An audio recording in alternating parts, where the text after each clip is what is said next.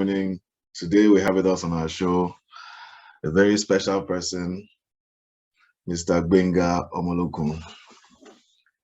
Just for perspective, Gbenga is the chief executive of a bank called VBank in Nigeria, and the bank is doing very well. It's young yet it's doing very well. So we want to learn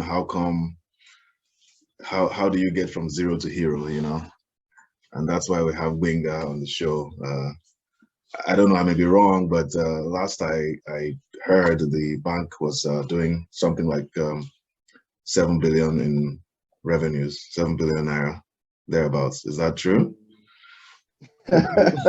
No, not yet. I mean, in net revenues, I'm sorry. No, not the bank. No, not the bank. That VFD Group, thereabouts. That's a group, okay. For the consolidated group. Yeah, but not the bank, yeah.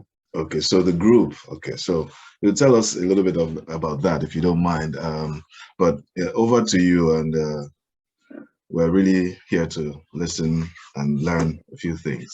And we especially thank you for taking the time to join us on this show. Thanks for having me. Thanks for having me. Really grateful to be here. So I think the context is about the bank, but no, the context is about you. To understand the bank, about me. Yes. Okay. The bank is just one of the things that's happening in your life. So we just want to know how you got to where you got to, pretty much. What's your story, so that you can encourage some of us that are sweating it out, you know, that have questions, you know. Yeah. So I'll say it's a lot of grace, to be honest, right? So when I left school, after youth service and all, I served in Delta State, right? In fact, I was a prison supervisor when I served, and one of the key things I had decided at the time was I wanted to work in consulting. And so right from the end of service, I had set out, my mind that I would work in Accenture. And I had applied, I had done everything, but service ended, and I already had like standing offers at the time. Banks were the biggest recruiters. I had some standing offers with Zenith Bank and Access Bank, but Zenith was the only one that called and said, "Okay, come, you finish service, come take up this offer."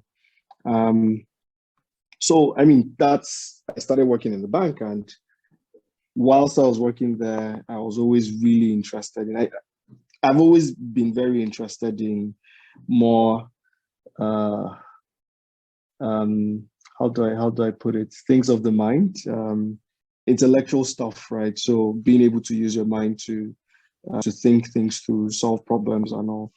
And my job in the bank was I worked in fund transfer, so it was pretty straightforward, clear cuts, because it was also about money movements. Those are sort of the kind of roles you can't really allow too much innovation, so that the money innovatively disappear at the end of the day, right? So eventually, Accenture was taking too much time, and there was an opportunity in KPMG. And for me, I was just like, well, they said, let me just do it. But I was more interested in the high-flying, suit-wearing. There was an image of the guys in Accenture that I really wanted. But at the end of the day, KPMG made the offer. I asked the Accenture guys. They said I had scaled through, but and I really wanted to move into consulting, so I joined KPMG at the time. 2 weeks after I joined KPMG, Accenture then came calling and said, we're ready now. But I was like, man, I've collected laptop. I cannot go back and say, take the laptop back. I want to go elsewhere. And I mean, that's how I pretty much started my career in KPMG. And I think to a large extent, it was a blessing, because a lot of the people I got to work with in KPMG really gave me quite a lot of space, right? And when I say space, so there was a senior manager that Wally used to be a senior manager in KPMG at the time when I joined, And most of my earlier projects are with Wale, and he's the kind of guy that there's an issue and Wale will not tell you the solution. He's that kind of guy. Wow. Wale Okay, will that's just simply interesting. ask you questions, right? Wow. So he asks you Okay. questions. So you just have like logical steps of questions. Okay, do Interesting. you know this? Yes. So what's the problem here? Is this? How about this? Okay, then it goes like, I'm like, okay, So and I'll see tie the the connection. Oh my Exactly. gosh. Okay, that's interesting. So it kind of forced you to have to think things through a lot more, you know, do quite a bit of research. That's good stuff. I worked on some application for an oil and gas company, and I wrote a full report and a document on how they could use this application to change their business structure and model. And I had never used this application before, right? So a lot of this was based on going through the manuals, looking at feedback, some of the issues that people have had, figuring out, okay, if the manual says you can do it this way, and this is the issue that they have, then if we do it this way, it should solve the problem, right? And I mean, and not just Wale, there was Wale, who was also my performance manager, Ladi. So quite a lot of people that I was, you know, really lucky to work with, and that kind of shaped even my sense of doing things, right? So, so through my career, I then got the opportunity of meeting a couple of guys who wanted to set up a business. At the time, we were focused on real estate, right? And you know, we looked at it. I looked at it. There was no conflict of interest in terms of doing that and, you know, sticking to the day job. And okay. So basically, we wanted to do real estate. We couldn't do real estate. We then set up a barbing salon with the objective of, you know, setting up a barbing salon chain, which would theoretically give us a lot of cash flow because, you know, as a guy, you want to groom yourself every weekend, right? Mm-hmm. Either get a shave or get a haircut or something. And but a lot of us were in financial services sector, so lending became something that we could do. And so we focused on lending. This was always a side gig, grew the business from 2009, which was when we started.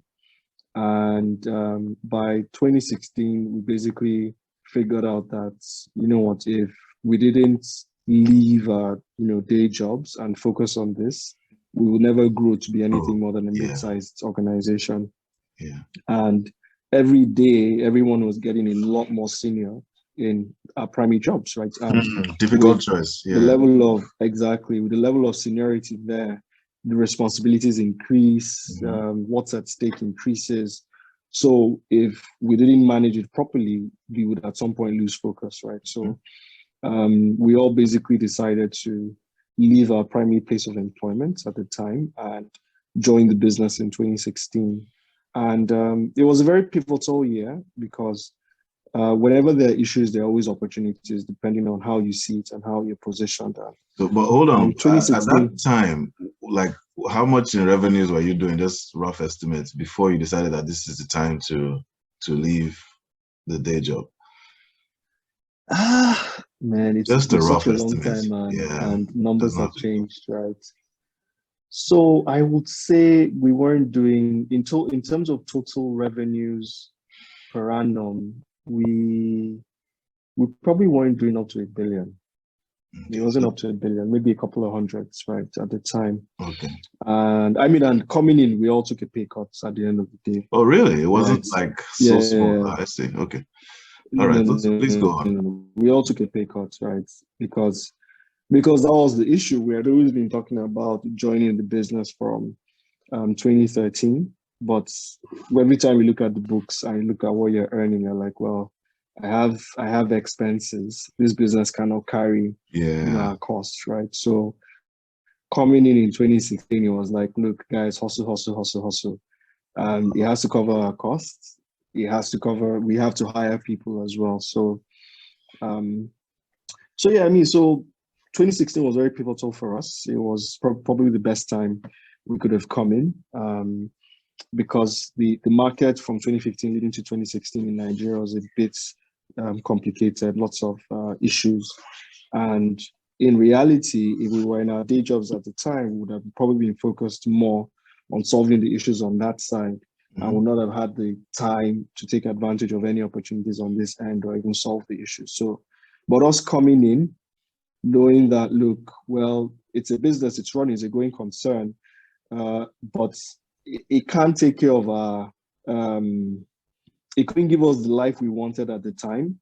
But if we didn't hustle and sort it out, it wouldn't be able to give us that in the long term. So, and I think the rest is history. It's been history, huh? pretty challenging on the day because as an intern, it's more complicated than working for someone, right?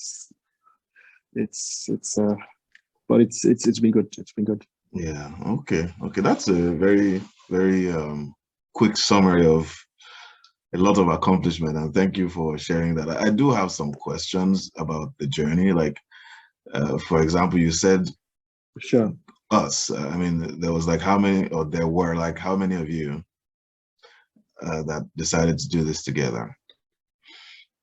Like your co-founders, are they 10 to 5?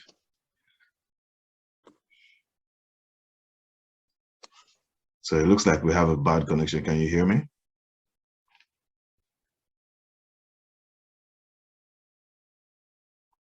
Yeah, I can hear you, but okay. It keeps freezing. Let me see if I can change my connection. Is this better? Can you hear me now? Yeah, I can hear you better. Can you hear me? Okay. Yeah, I can hear you. Okay, but we lost your video. My video is on. Okay, right. Now you're back. Okay. Yeah. Okay, so so when we started, there were lots of people, and it was a platform of sorts. So where pretty much every shareholder was very active on, trying to help the business, and we had quite a lot of shareholders when we started. I think easily 20 thereabouts shareholders. Oh, wow. So lots of family, friends, putting money together. But in terms of the people that actually ran the day-to-day business, I think we're about 4 or 5 at the time. And eventually it was, the main founders that did go into the business, and every other person then became just a shareholder. Okay.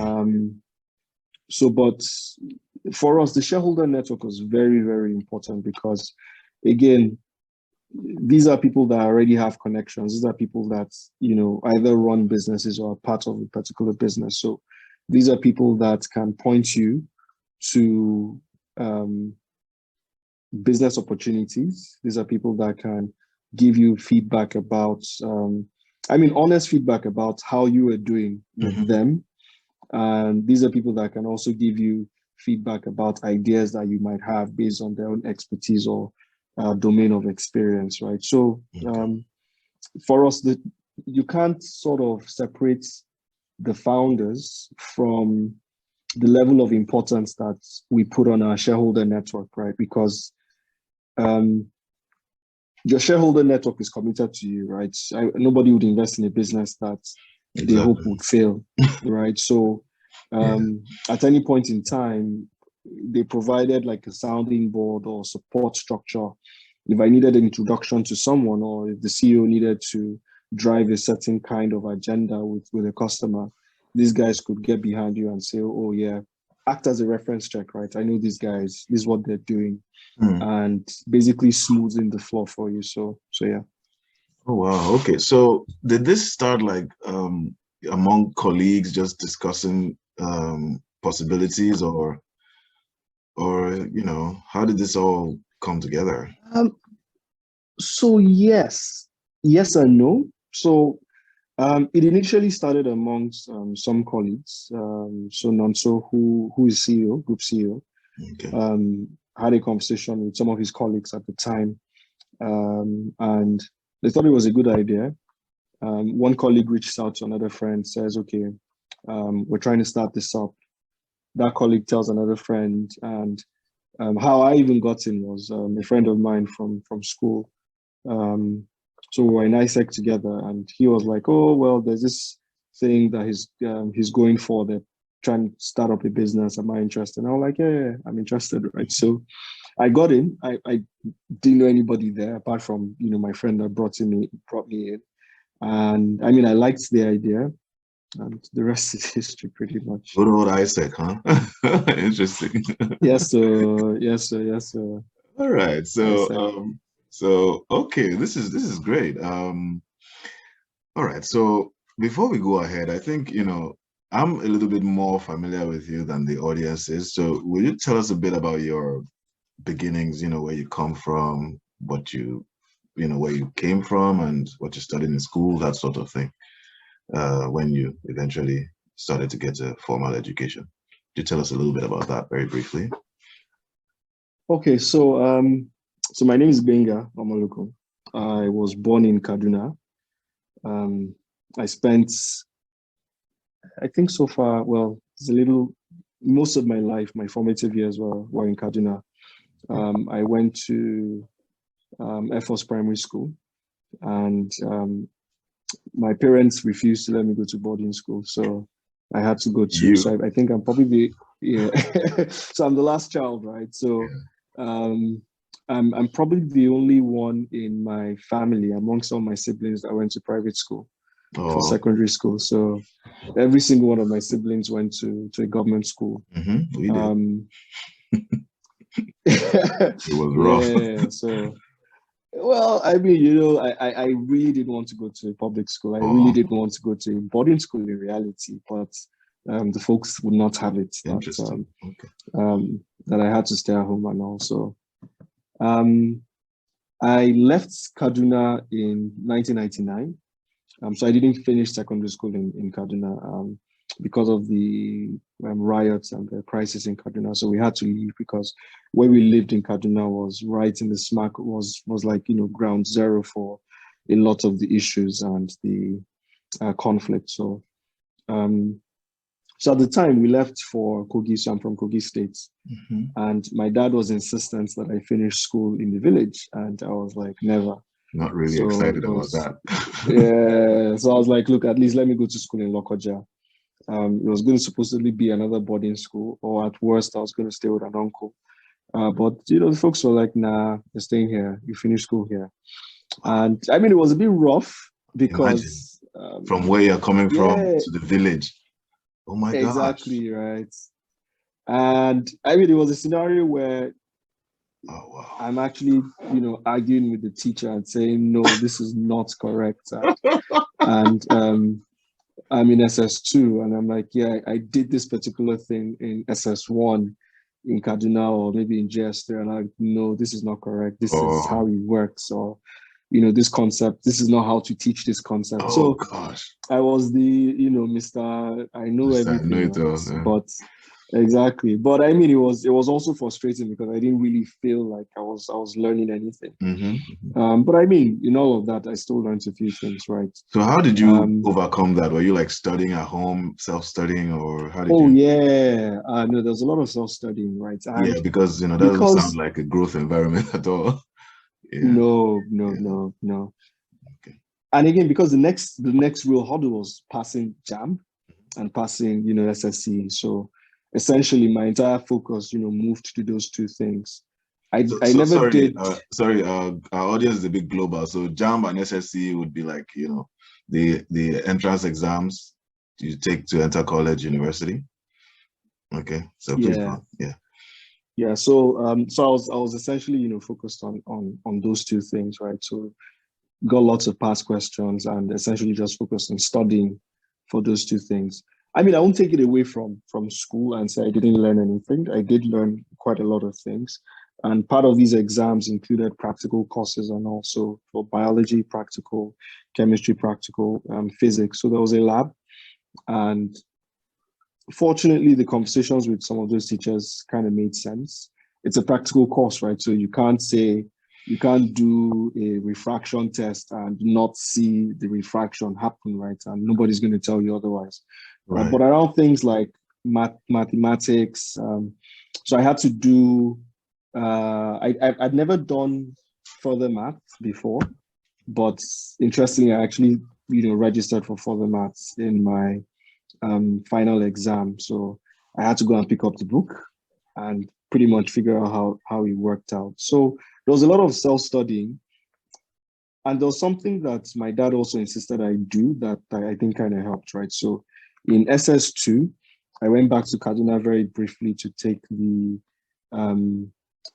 GC exam, right? Which is like a mock, it's like a mock, basically doing the actual exam in SS2, but without any consequence, right? So I still get a chance to do it again in my final year.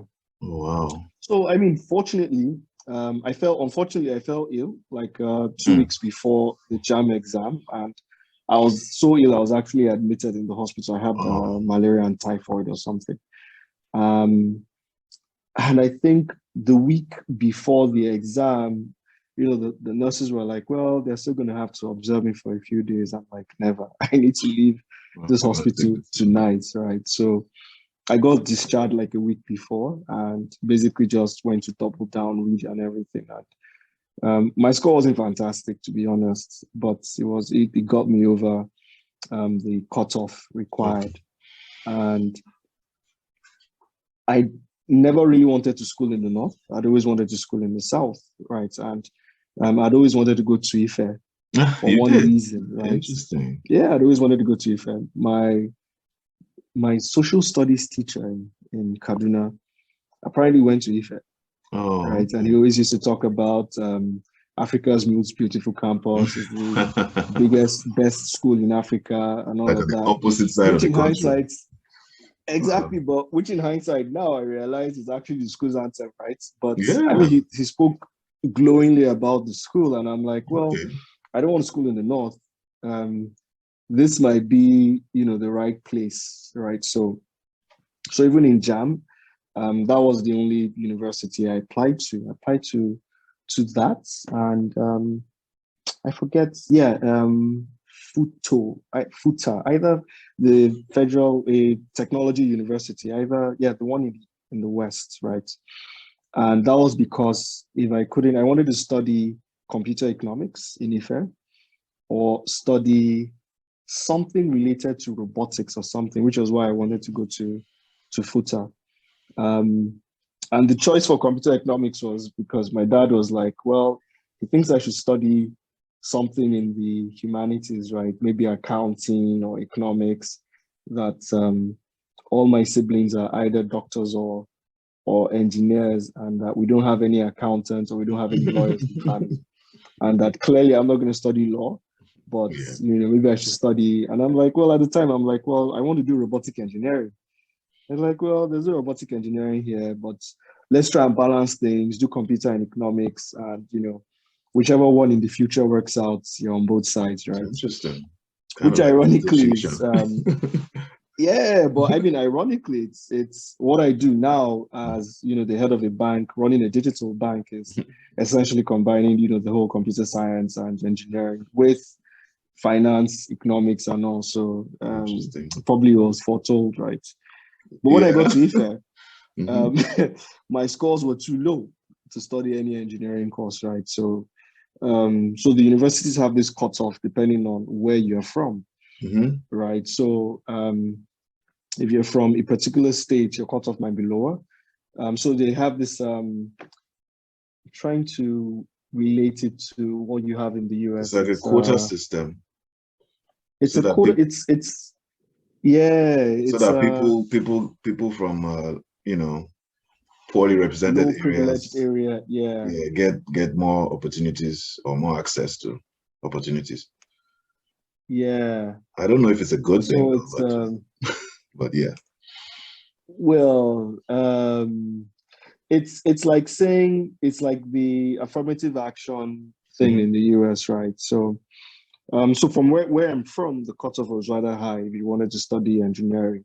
So I couldn't, and last minute, I had to, mathematics was then what was available, and eventually studied mathematics. I had the option of disappointed? Changing courses. Sorry, were you disappointed, or that sounds like a kind of a... I wasn't sure really, because yes, I was, because it's at the time, it still seemed like, studying engineering or studying law or accounting, Like one of the or being boring in medicine, majors. it seemed more prestigious, right? But studying mathematics, what are you going to do when Yeah, you leave school, it's a right? bit If you off the studied beaten path. engineering, yeah, Mm, you become an engineer. But if you study beaten path. mathematics, what are you going to become a teacher? What Mm. exactly are you going to do? So it was a bit disappointing, but I needed to get out of Kogi State. I couldn't stay in Kogi State anymore. And Oh, the thought God. of staying at home for 1 year, so I was like, and again, the idea was that, take it in your second year if you have an option of switching courses in your second year if you do really well. Okay. So I was like, okay, fine, that's the objective. I'll take it my second year. I'll move into computer science and economics or move into engineering or some other course. And first year was good. It wasn't perfect, to be honest. But I mean, during first year, you start to get a sense of what the course is about. You speak to colleagues, speak to lecturers, and I mean, it started becoming very obvious that, there were other things that we could do, right? We studied maths, you could fit into a lot of other things, right? And there was this thing I was really part of the course I was really looking forward to, modeling, right? So essentially, I studied math, I could theoretically model almost any scenario, right? Wow. Okay, I didn't Say, know that. yeah, pretty much a football match, pretty much all you needed to do was take a football match, convert it to mathematical equations, and model various scenarios that could happen and theoretically predict whether one team will win or the other, right? So Interesting. in reality, that was the only reason I didn't move, right? That was the only reason I stayed. That, okay, if I could essentially model anything, right, it was a skill I could use in sciences, right? It made quite a lot of sense. And Okay. so in fact, my best year in university was my second year, right? I thoroughly enjoyed everything. It was, so I always say this to people. The only time I used a calculator was my first year, and for one course in my third year, right? And the name of the Wow. course was numbers, right? That was the name of the course, numbers. Wow. And I am not, I'm the worst when it comes to mental arithmetic, right? Which is Sounds like adding, you're good. dividing, and subtracting. Nah, trust me. If you ask me to add random numbers, I'm just going to whip up my phone and type it in, right? It's graceful. But math was more like philosophy at the end of the day, to be Okay, I honest, hear you. right? I hear So you. it was literally like philosophy. It's like, if this is this is a theorem, this person has said this, prove it. And you're just using logic. Literally, Logic. my I see. second Okay. year was Yeah, that makes all about sense. logic. So mathematics in reality is really just about logic, right? Mm. So if there was a problem, what we did was derive the equation. First of all, converted the problem to maths, essentially create an equation and solve that equation, then translate the equation back to real life. Mm. Um, Modeling. so Okay. I really did enjoy myself. My social side. So you inducted me into ISEC. You convinced me to join ISEC, which I think is it was very pivotal in my in Oh, my uh, in my growth and thank even in you. what I do today. So Mhm. most of my best friends are all ISECers, reality, right? So I met all of them in ISEC. The guys I keep in touch with up until today, most of them were actually in ISEC. We met in ISEC, we formed a Ah, bond. that's wonderful. Yeah. So left school. My project in school, which was also related to why I found maths really interesting, was biomathematics, right? So what I did was created a model for blood flow in your veins and essentially modeled a hypertensive person, right? Hypertensive in the sense that, they had plaque already settled in their blood vessels. And I mean, the use cases are so fantastic, really. You could say Wow. But blood is a tell me, fluid. It's, that project, what were your findings in the end?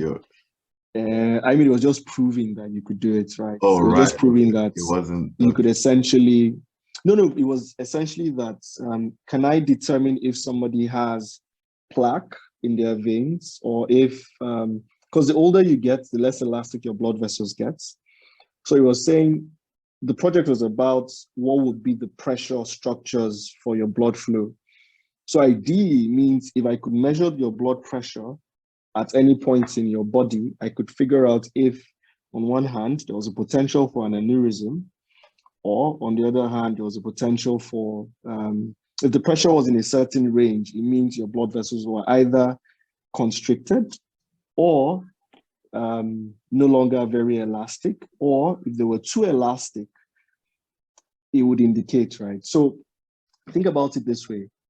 Think about traffic, right? If there's a long road and cars are just going, right? If there is now a fork in the road where cars can turn off, the place where the cars turn off would be a point where everybody has to slow down. Yeah. Right? Because that's where decision making is happening, right? So that's the same thing with blood flow, right? So if there's blood flow and it's a straight road, if the road gets wider, eventually cars can move faster. Yeah. Right? It changes the flow. So exactly changes the flow of Same blood. principle. If there's a constriction, then at that point, the water starts, your blood starts to eddy or vortex, right? So you could actually measure that, right? So it means there's some issue there. And if it's then forced to narrow, then it means there will be pressure there, right? And even immediately after, there'll be eddying. So some hydrodynamics or fluid dynamics, viscosity of the blood, but it was very interesting. I could see myself, doing that. But in the end, I think it was, but I think in the end, it was the kind of work, the kind of things that we did in ISEC that pretty much convinced me that I would rather focus more in consulting, right? Okay, great. Okay. And so youth service, the banks are the best paying. Try to get a job in the bank. The guys in NYC.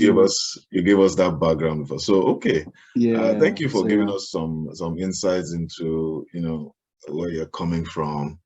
It seems like you've had a fair share of challenges, being uprooted, because you made it sound like just one of those days. But the Kaduna, you had to leave Kaduna essentially in the middle of a religious war, right? Was that what it was about? Yeah. So, there was it was a religious crisis. Real risk of loss of life, and you pretty much had to leave everything you had behind, right? And just take off. Yep. Yeah, so that would have been difficult. And then you found yourself in a place that, for those who don't know, the village is the village, okay? There's nothing going on in the village. People just run around half naked. They do wear clothes, but, it's a village. People don't really care about anything, very civilized back there. So it would have been difficult for you to come from one of the, mega cities and find yourself there. But you still somehow managed to stay focused, and you were really on your own, because I don't think you had any like siblings or people to talk to as such. So it shows a strength of character, and discipline that, it could have gone badly wrong, is my point, because that's kind of a traumatic experience. But, you managed to somehow stay focused and get through it. So I think that's noteworthy. And then also, thank you for enlightening us about mathematics and its applications. It's interesting. I studied economics, and you have to have a very high level of mathematical knowledge in economics. I didn't know that. A lot of it is modeling. So I was like, oh wow, here we are thinking that we're running away from math, but you need to really be a guru. You need to know some seriously advanced calculus in economics. So yeah, I found out too late. But yeah, you're absolutely right. There's a lot of modeling, and that's what we use in economics. So let's move to your workplace. Something I noticed about your earlier commentary was that you said you had already started working with KPMG, and what you really wanted came knocking. It also shows a high level of, integrity for you to say no, because you had accepted another offer, even though, it's kind of like somebody, I already gave my word to this person, I'm not going back anymore. So those are little subtle things that, I think we can all learn from approaches. Did you have any regrets about that? Saying no to Accenture? No, no, absolutely not. Accenture no longer exists in Nigeria today.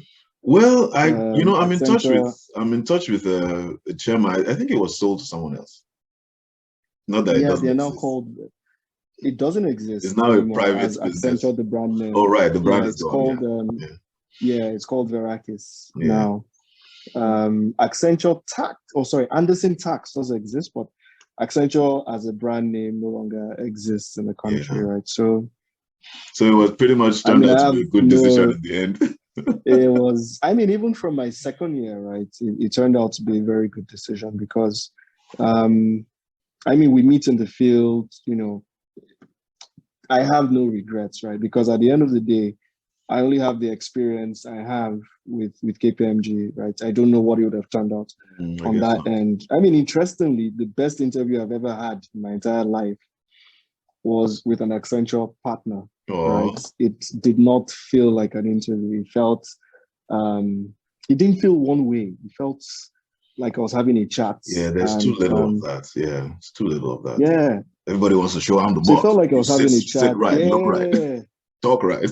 Come on. And it felt like I was bearing my soul to her, and she was like, "Yeah, we do this, and okay, I understand you, but this is the reality of it. But what do you?" So there was give and take. I kind of felt that, right, and it was really interesting. Yeah. So yeah. Some people are like that. They make you feel real comfortable. There's too few of them, though. Yeah.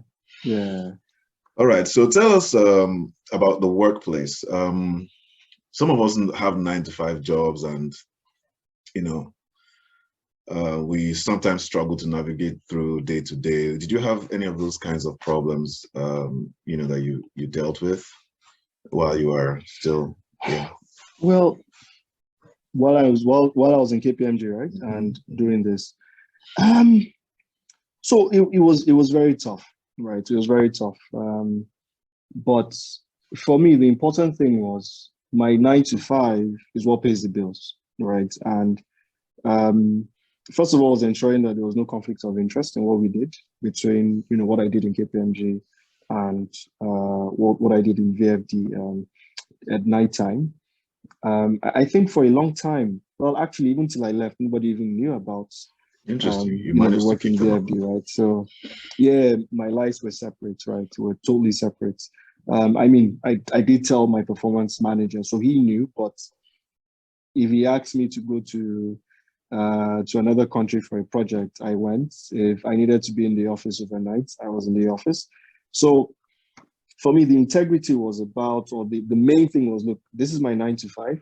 I will ensure there's never any reason, no issue to question, right? Because my performance appraisal or my integrity, how I related with my colleagues was very, very important. I wanted them to be able to say, if there was this new opportunity, Gbenga could lead it, right? And that happened quite a lot, right? Okay. And on the business side, this is the rest of my life, right? This is my retirement plan. I needed to ensure that it was built, right? So balancing those two things was very hard. It was a lot of work because weekends, 7 a.m. on a Saturday, we're having a meeting and we're running through things till the rest of the day. On Sunday, we're having meetings at night. During weekdays, we're having meetings. And fortunately, this was also when Blackberries were very popular, right? So we used to joke about it at the time that BlackBerry really enabled our business, right? Because if BlackBerry didn't exist, we will never have been able to do a lot of it. It was a very useful tool for its time. Yeah, because we could make instantaneous conversations as a group in real time, check our emails on our phone, send emails, and we were always constantly chatting and saying, so at every point in time, I might be working and I pick up the phone, say a question, you respond, and you continue working and all, right? So it really did enable our business. So, so the extra work in reality was a lot of off times. When I'm on leave, I probably will go sit down in the office for the entire week and, then be immersed in the side gig. weekends, basically my time, all of my own spare time was then dedicated to this business, essentially. Okay. Wow. So you had some really long days. I had very long days because Friday night you still need to hang out. Yeah, that sounds oh, wow. So did you have any conflicts in the sense that with the bosses at work, were there any difficult moments that you can think of? No. I mean, I'm not relating to the business, the side business now, just like your professional obligations. Did you have any challenges meeting them? Oh, yeah. I mean, so again, I'll say I was very fortunate, right? I think the only conflict that ever stood out was, so there was this person that was on my team, and I led a project that had like a Pan-African focus for a large, cement manufacturer in Nigeria. And the project was my project, right? Fine, I had a senior manager overseeing it, but the senior manager was in Lagos, right? I'm the guy interacting with the person in Ethiopia, the person in other countries, or all the various plants. I'm seated in head office. If the CFO had an issue, they come to me first, right? So anything outside me was an escalation. And I then had a team member that was essentially not pulling her weight, right? Not doing anything. And there was a lot of back and forth. And this was, to be honest, the first time I had ever had any team member that was troublesome for all intents and purposes, right? I had never encountered this in my career before. It was pretty much, I say this, you do it. If you don't do it, you give me an explanation why, and we agree, and we move on. But it was the case of, I'm telling you to do something, and I promise the client that it will be done, and nothing gets done, right? And the client is furious, or I now have to figure out, other alternatives or ways to manage the situation. And I then started having a conflict with, I wouldn't really call it a conflict, but it was a conflict with this person. And I requested that the person be taken off my project. But naturally, the reality was, everybody was like, no, it can't be that bad. I mean, come on, work with her, you need to. And I'm like, I'm telling you, this person is really, really bad. And they're like, no, you need to calm down. Maybe you need to do it this way. Because, in consulting, we like to coach and, okay, it's an obstacle. Don't run away from it. Let's sit down. Let's coach you through this obstacle and all. And I said, look. Which makes sense, but. Okay. It kind of made sense, but, at the time, I'd already been like, look, I'm under too much pressure. And I've had this conversation so many times with this person. It's not just working out.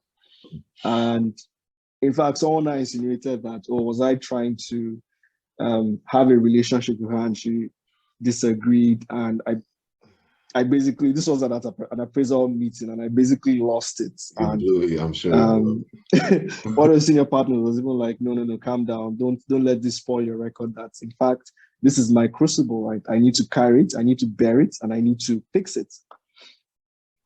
So I did again for like maybe another 2 months or something. And I just told, the senior manager that, look, see, this is what's going to happen. She can stay on my project. She can charge her time to my project, but I am not giving her anything to do. So you just know that she's redundant on my project because she's putting me in too much trouble, not carrying her weight. So I'm just going to assume she's not there.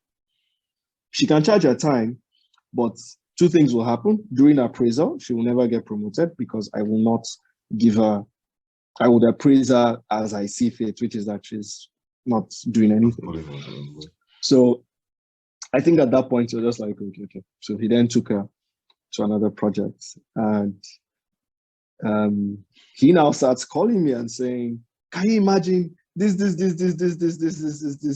And I'm like, okay. So by the way, that thing I told you about that the client wants, what? And he's like, you're ignoring me. I'm like, I told you that. I told you this thing before. You did not listen. And I now repeated what the partner said to me. I said, this is your crucible. Bear it and deal with it. So I mean, kill you. She left. This matter got to, so from my senior manager, got to a partner, and eventually ended up with the national senior partner. Oh my God. For KPMG. right? Where she wrote him an email saying something she wanted to do. And I was just like, well, I told you guys this whole thing like a year ago. Nobody listened to me. So nobody should You come to me. ask me about this I matter. hear you. I Exactly. hear you So on that. yeah. So Yeah, I think well, that's I mean, all other conflicts were maybe a difference in maybe opinion. And minor compared to that. yeah, they're minor, they're difference in opinion. Maybe the partner wants us to go this way, and I'm like, no, this way makes sense. And we have a back and forth tussle argument about it, and we eventually go one way or the other. And it's work, right? So at the end of the day, no hard feelings or any issues. Okay, so that tells me a little bit more about you, even though you haven't said it straight out. It shows that you know how to focus on meeting your objectives in spite of uncomfortable distractions. That's interesting. That sounds like a very difficult situation you just described, because there's always this gender Yeah, issue that brings up things like, how do we know you're not trying to pull a fast one, and just ugly stuff. So, but you manage to yeah, just deal with the situation and still get things done. That's actually quite difficult to do. it is, And gets it is, emotional. especially when That's there's interesting. and politics involved, right? And I'm not very political, Yeah, unfortunately, so yeah. But that's I do pretty get sucked into smart way these to do it. things. Just continue doing the work, find a way to fix the lag, and leave the person in limbo so that. Oh, wow, that's an interesting way to do things. So, to tie all this back to the business, when you say consulting, you basically mean you go your company went to businesses and offered advice on how to scale or improve performance. Basically, that was a lot of it, right? Yep, yep, yep. Um, Yeah, and process and technology. Yeah. process and technology. Okay, and Mm-hmm. you did this for many different types of industries, or was there any particular focus? No, I did. No, I did governments. I've done governments. Did I've it work? done. No, that was my first project, right? Those guys are And it like, was very depressing. they're hard of No, it hearing. was very depressing. Nah, it was very depressing because, interestingly, the project we did. This was in 2008. The project we did in 2008 had been done. The exact same thing had been Oh, done by KPMG before in 2005, right? And so I'm excited, I'm talking to the head of IT of this government parastatal, and I'm like, okay, so this is what's going to happen. We'll do this. And the guy was just like, and he said it he spoke in Yoruba. He's like, because we had a relationship, right? And he's just like, I'm already that's, laughing. look, just calm down. Yeah, he just said, calm down. That, look, that you can see that place. It showed me a shelf. You see, I've made space. So you can see the one next to it. That's the one people did in 2005. So I've made space. So when you are giving me the reports, that's where it's going to. I'm just like, It's terrible. I mean, Government. this. So I mean, it was crazy. So I did government. I did pharmaceutical. I'd done a bit of financial service at the time. Manufacturing, which was probably the biggest that I did. I spent about 5 years plus in manufacturing. And for me, I think that was it was the most unorthodox project, the one for the manufacturing company. Okay. But it was the perfect bridge between working as a pure consultant and also understanding day-to-day business. How things right? work. Because it was such a large organization, there was a ton of bureaucracy, and I had to make it work. I had to make this project work, right? So Wow.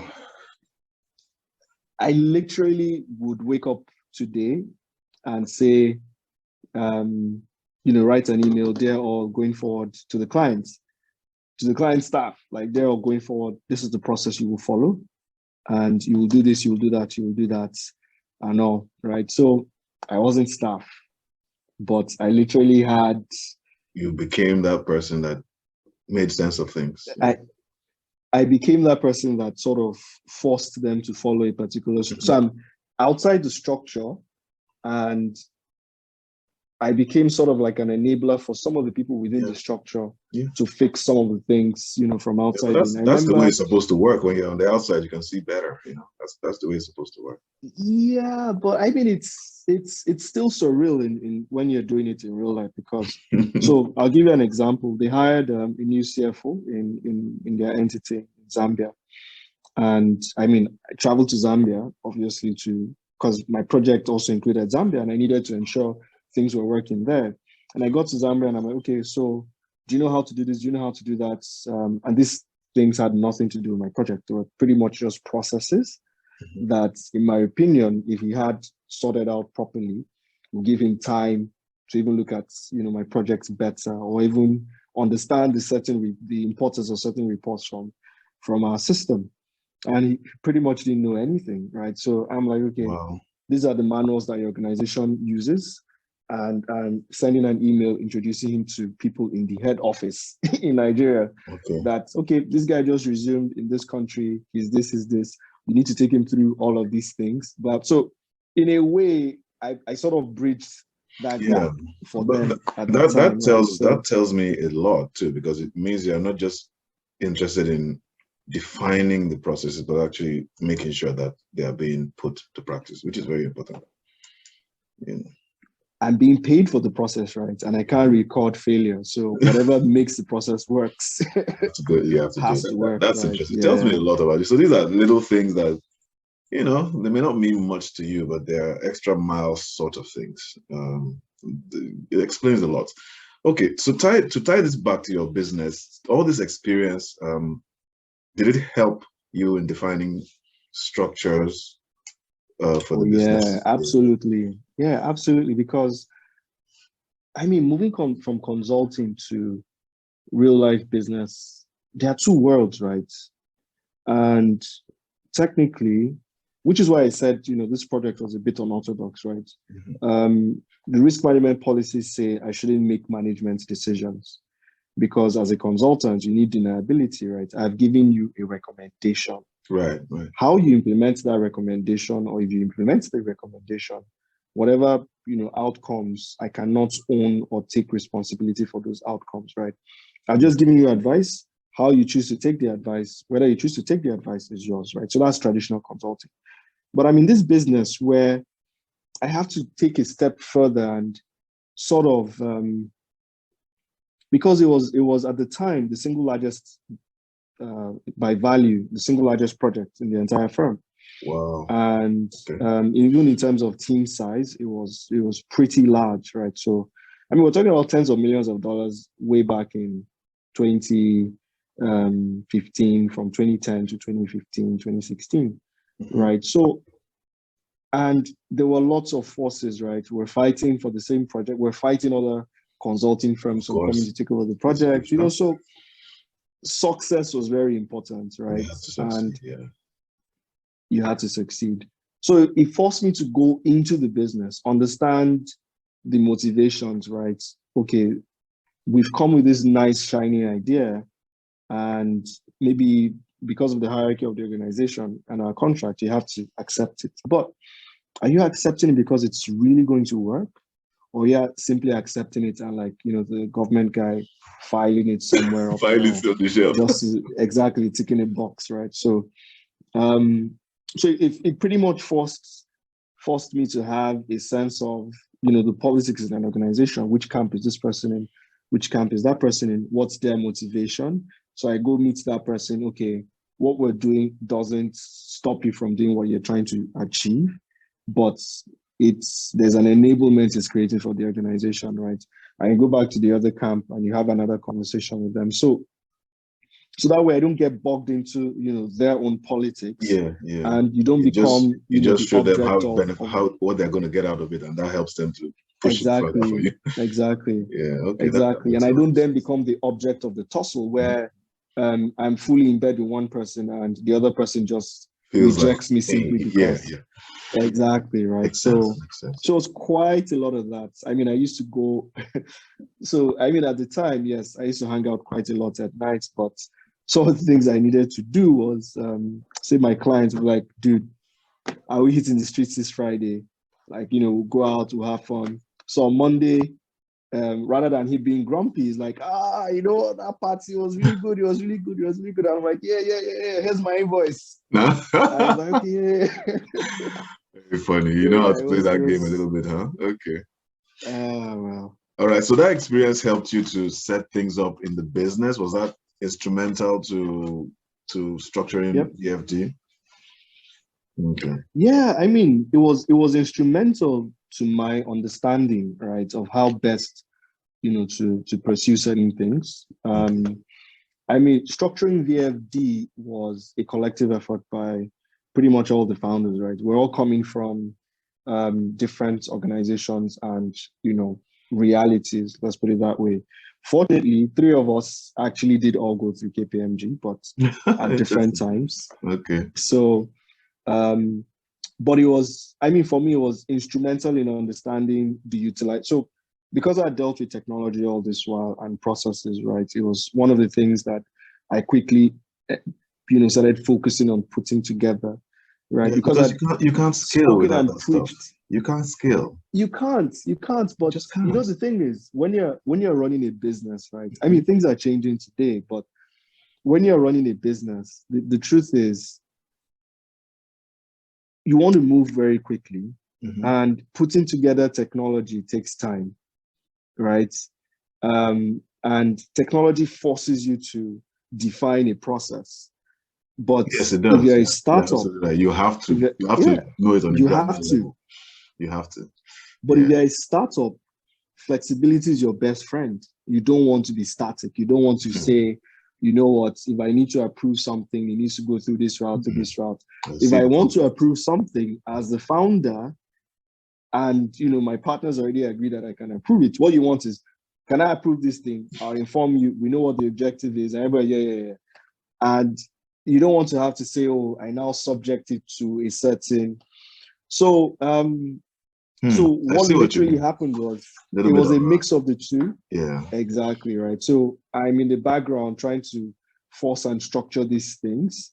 My partners have the flexibility of doing what it is, exactly what it is they needed to do, but gradually, start to force and push things down into the structure, right? So, I think the fantastic thing we pretty much were able to establish was me forcing structure and my partners forcing flexibility gave us something that met, pretty much in the middle, right? So it's very structured, but it's also forced flexibility, right? So, so today, if we're making an investment decision, there is a structure to it. There are certain things that have to be done, but the flexibility is in that it needs to be done very quick, right? And while it's still rigorous, it's not as the objective is the key, not that I have to take step 1 to step 2 to step 3. Yeah. Right. So it's more or less, what is step 1, 2, and 3 supposed to achieve? What exactly is that thing? So we would achieve it, but we'll move from step 1 to step 5, for example, but ensuring that you achieve those things without having to say, oh, I'll move to step 1. Okay, can we move to step 2? Yes, we move to step 2. So yeah, I think I understand. It's difficult to build from the ground up, but yeah, I think I understand. Today, I mean, I may be wrong, or correct me if I'm wrong, but VFD Group has like 88 billion in total assets, which is about $170 million. Slightly more now, but yes. Yeah. That was like a year ago now. It's probably a lot more. And then something like 7 billion in net revenues, right? For the thereabouts, immediate past year. How many staff do you guys have? Just a rough, how do you manage? Across the group, I mean, I don't have the right numbers. Just a rough, it doesn't have within to be the structures, it would easily be over 500. Okay. So which is pretty good for an organization that size. You would expect more. That's pretty good actually. And then the thing is that it's not just one type of business. You guys have a portfolio of businesses. I mean, I saw that you have You have some banking, from fintech, some real estate, and Yep. some assets management, and so that's a different kind of animal where you're even managing different types of systems and processes. Yep. I was even feeling guilty that I have some money with piggy banks that I should have given you. I just realized that you guys even own piggy banks, so we're all friends anyways. You guys own part of it. Same family. Yeah, so I feel better about that because I was like, yeah, but this is interesting. How it's like there's so much to learn from you. How do you explain to us that, is there something we can learn about some of us who have dreams, who want to build things? What would you say to us? This is stuff of dreams that you're living out, right? And I know it's not easy. I'm not trying to say it's easy, but my point is it's happening, So yeah, I think that's the main thing. So there's this saying, right? And for some reason I heard it so much these last few days. If you want to go far, if you want to go fast, go alone. But if you want to go far, go with other people, right? Okay. So the thing is, we've achieved, and conflict isn't bad in business, right? Especially amongst founders. So it's a lot of the things we've been able to do is simply because there's no one person who is VFD, right? VFD there are a bunch of founders, and around the founders, you then have like a very strong nexus of shareholders, right? So for all intents and purposes, what we did was we created a platform, right, where pretty much anybody could see what was going on. And the decision making was pretty much across a lot of people. Yeah, it sounds like it was always like that. You always carry your owners along. That's interesting. Yeah. So we always do, and there's always healthy conflict. It's always important that there's conflict, right? Because we all cannot and should not think alike, right? Because that's where you're then able to get the best out of what it is that you're doing. Okay. The fundamental for us is that we all agree that we have, the business best interest at heart. So if I'm arguing for a particular approach or for a particular line of business or a particular direction, every other person can rest assured that I am doing that from the perspective of what I believe is the best thing for that business, right? So it then becomes more of a debate about why is my direction and my idea better than yours, and I don't have to worry and have it at the back of my head that you're probably trying to shaft me. Yeah, it's a healthy kind of you're trying to do. Yeah, I understand. It's a healthy conflict, right? Yeah. So, and again, we've evolved, right? When we started out, we started out wanting to be a real estate company of sorts. We went to a barbing salon before we, moved into financial services. Yeah, I mean, we have our own garage story too. We started, our first office was in someone's living room. We moved from there to a garage, and from the garage we then moved to a proper office where we still are today. I even remember when we were going to move from the garage to the office, I fought it because I'm like, why are we going to spend so this much kind of money to get an office? It makes no sense. Let us still stay here or find somewhere cheaper. But I mean, in hindsight, moving to that office forced some level of growth, right? So today, I mean, we have probably like maybe 5 different offices in various locations, and it's no longer an issue, right? It's not an issue at the end of the day. Yeah. So I think it's always finding people of the right mindset to go with you and building a business that engenders trust, right? Trust in all the stakeholders, because all your stakeholders, again, why would I invest in your business if I don't want it to do well? Right. So yeah, I like that approach. It's also unique right from the get-go. Most times people just ask you for money and then see you at the end of the year with the report. But this is a different kind of approach, No, because it's you have to harness your shareholders, right? Mm-hmm. Because I'm a shareholder because I don't want to I'm taking equity risk, but I am not the one running the organization, right? But I want to take, I would like to take the upside in the equity risk, right? So it's fine. I will run the organization. I will take the real risk, but it's your money. Remember, you've invested in this business same way as I have. So if I come and meet you and say, do you know this person? Are you connected to this person? And you say, yes, you have a better incentive to introduce me to the person or make the path of my business with that person smoother, right? So, so yeah, which is where the trust comes in, because if you as a stakeholder or shareholder trust me and you trust the structure, right? You know, I wouldn't just wake up tomorrow and say, oh, you know what, I'm relocating to Canada. I've sold the business and I've moved on, right? God help us. There's a network of, exactly, which is that whole, go with others if you want to go far, right? Yeah. So the risk is mitigated, right? Exactly. And because you're with others, you have the best ideas, you're able to have those arguments. It's not so lonely at the top because you're with other people as well, right? So, so yeah, I mean, for me, I mean, that's, for us, that's what worked. That's helpful. We've evolved, we've continued to evolve. Corporate governance for us has always been one of the biggest issues we started out with, because then we didn't have money. So we had to be, the business wasn't this big, but we were like, look, we will show you we're transparent. We'll have a board. We would issue reports. You'll be able to see everything. And we've carried that into every business we've invested in and pretty much everything that we do. So that trust and that structure that allows independence is there. So yeah. This is great. This is great. I'm so I've learned a lot, and I hope our viewers and listeners are learning a lot too.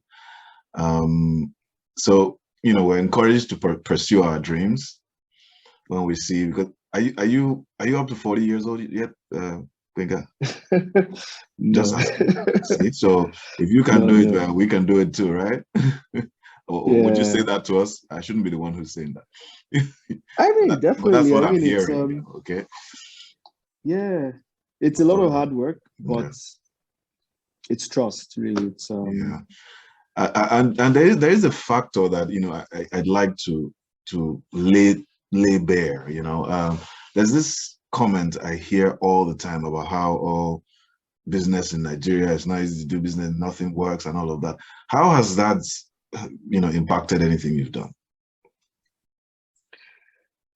So it is difficult doing business in Nigeria, right? Because I mean, sometimes you feel like everything is trying to kill you, everything is trying to destroy you, right?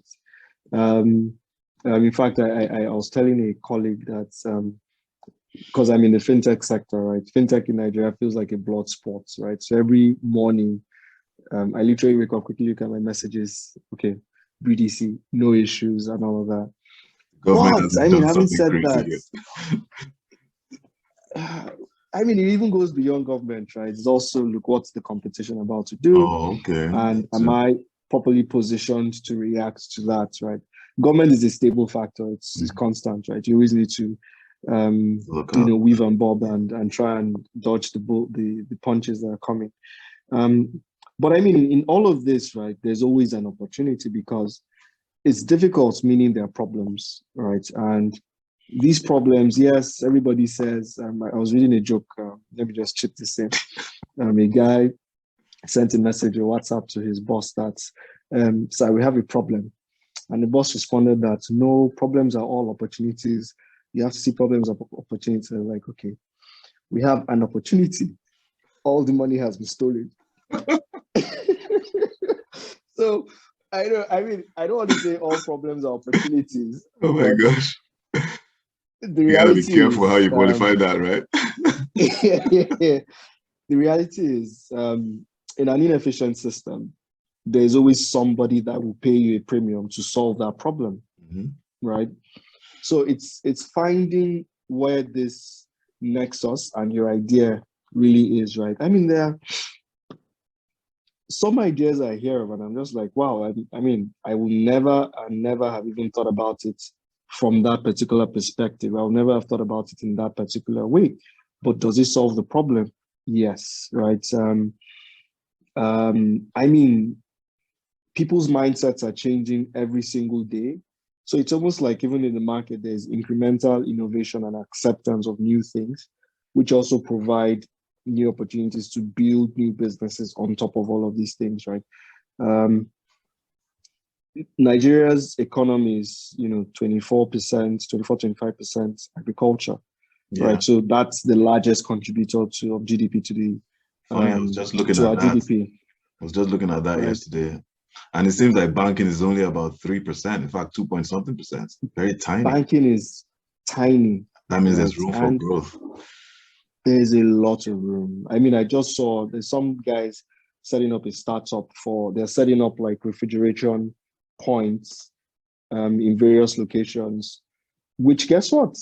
Would enhance that agri consumption as well. Because the problem is, if I go to Benue State, I can buy maybe a couple of tubers of yam for 500 naira, right? But if I come to Lagos, I can't buy one tuber of yam for that same price.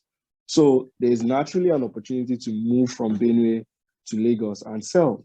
But the reality is the road, how long it takes you, even, maybe by the time you get to Lagos, it might have spoiled. Exactly. But these guys have said, look, you know what? We're going to set up mini storage facilities across the country, which would enhance that process, right? So it's solving a problem, right? And they've then figured out how to create value from solving that problem. So there are lots of opportunities, to be honest, right? So it's really about trying to focus on getting the job done in spite of the challenges, Okay, that's the key thing. It is, and perseverance, to be honest, because perseverance. Okay. Yeah, that too is important. Don't give up. Don't give up just because things. Okay. And I do believe business is hard to do anywhere. For example, in California now, they have all these rules and regulations. You have to pay certain franchise taxes. Whatever you sell, the customer must pay an extra 7.5%. There are all sorts of. It's like the government doesn't really want to help you wherever you are. So I want anybody who thinks that Nigeria's problem is different from another place. Business is hard to do anywhere. You have to, in this place, you have to pay a minimum wage. You have to give them health insurance. All of those things are not mandatory in Nigeria. So the point is, a businessman will. They kind of are, but it's just that starting people can they're starting to define them. But it's not. It's not like. It's not as enforced as in the Western market. So the point is, it's an attitude that makes business succeed, not that there are no problems. And that's kind of what I want to draw out of all of this. Just before we go, I think I have like 2 more questions, and the first is that what do you think education is an important part of all of this? That is the formal education system. Do you think it is?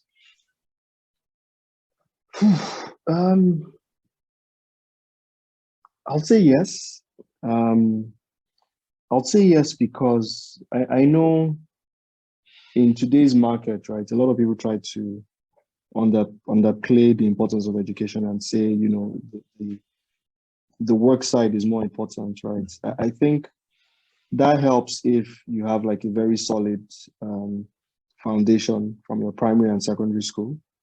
But I think what university education does, and again, perhaps you should define, or qualify what education we're talking about, right? Because what university formal, the more of it, a formal education you get, does it have any value?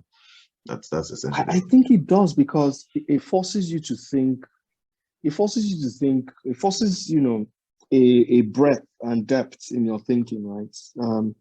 Because being forced to learn a particular concept, it's very hard when you think about it, right? It's like you are forced to learn how to learn in university. That's a good way. And when you then, so when you then come to, the formal workplace, you're fresh. And almost every youngster that comes to the formal workplace already believes they know the solution for everything, right? And you're then forced to now relearn this thing.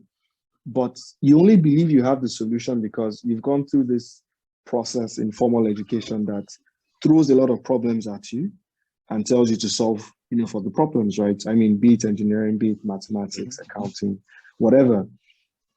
What you're really doing in formal education is they're giving you a problem and telling you solve the problem. And these are the tools you use to solve the problem. It's narrow because it's within a context. In maths, they're teaching you how to solve a mathematical equation, right? But that concept is forcing you to learn how to learn. Let's put it that way, right? So by the end of, my own case, by the end of university, I didn't need to memorize any formulas, right? If there was a problem, I would derive the formula and then use the formula to solve the problem. Right? So think about it in real life work environment is there's a problem.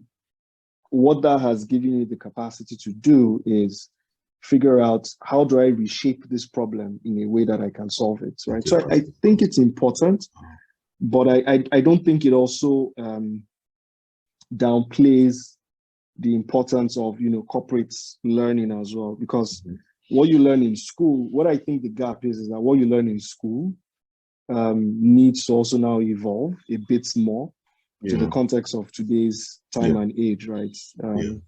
But I think formal education is absolutely very important. Okay. Thank you for clarifying that, because people need to know that it gives you a better shot. I think at dealing with issues.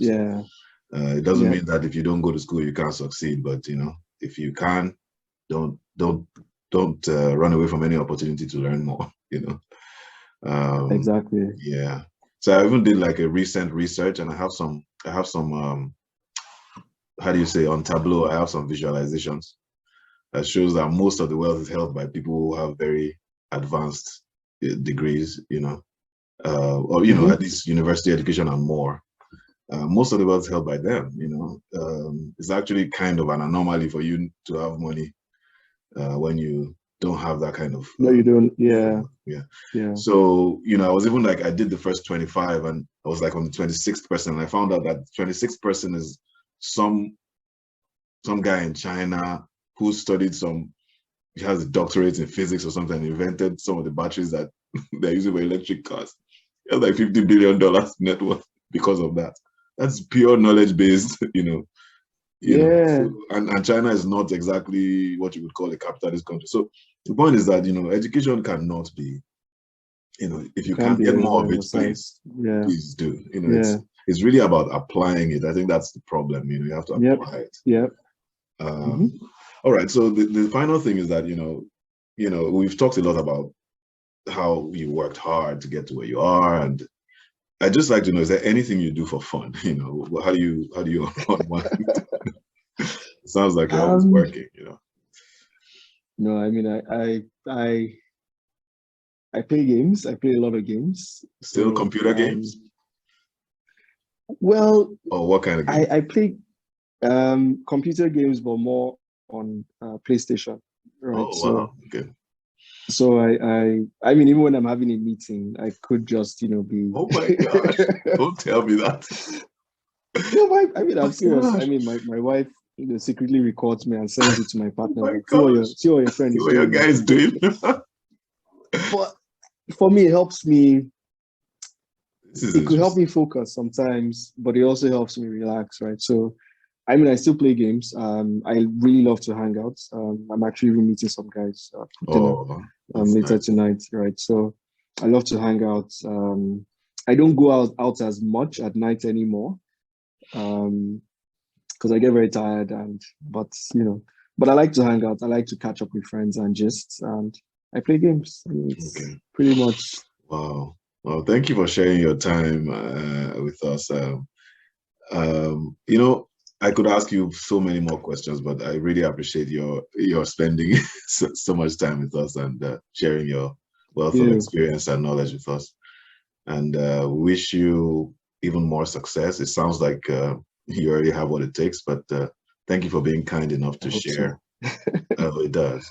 Thank you for being kind enough to share some of the things that helped you to get to where you are, because a lot of people sometimes get depressed and they feel like I'm just a statistic, you know. I want to do big things, but I'm just scared to leave my comfort zone, you know. So some of the things we've learned is that you can do both until you feel like the other one is ready to pay your bills, then you move on. You know, but please definitely don't be afraid to pursue, you know, the things that light your fire, you know. So that this some of the things that you are sharing is better than, you know, for example, someone come to ask you and say, give me money, I need money to pay this bill. No, it's worth more to us that you tell us how you're getting it done, so we can go and apply it to our lives and then come and shake hands with you at the $1 billion table, you know, someday. You know. Yes, sir. Yes, sir. All right then. So Gbenga, thank you very much, sir, for being so generous with your time, and thanks a lot. Yeah, have a wonderful week ahead. Thank you. I'm grateful for the opportunity to talk, and thank you. Hopefully, you know, someone learns a bit. Yes, I certainly have. Thank you very much. Stay blessed. Thanks. Cheers. Bye. Bye.